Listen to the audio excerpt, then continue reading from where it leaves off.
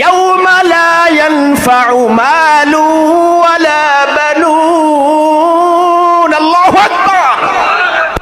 রব্বুল আলামিন বলতেছেন ওই হাসরের ময়দানের মধ্যে তোমার সম্পদ, তোমার সন্তান, তোমার টাকা পয়সা, ধন দৌলত, বাড়ি গাড়ি কোনো কিছুই কাজে আসবে না।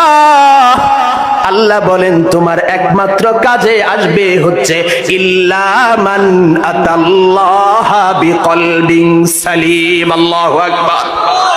রব্বুল আলামিন বলতেছেন হাসরের কঠিন ময়দানের মধ্যে যখন মা সন্তান থেকে চলে যাবে, সন্তান মা থেকে দূরে চলে যাবে, বাবা যখন সন্তান থেকে দূরে চলে যাবে, ওই সমস্ত মানুষগুলো, ওই সময় মানুষগুলো হাহাকার করতে থাকবে নিজে বাঁচার জন্য। ভাইরা আমার, ওই সময় আপনার মাল কাজে আসবে না, সন্তান কাজে আসবে না, বাড়ি গাড়ি কিছুই কাজে আসবে না। আপনার কাজে আসবে হচ্ছে আপনার পরিশুদ্ধ দিল।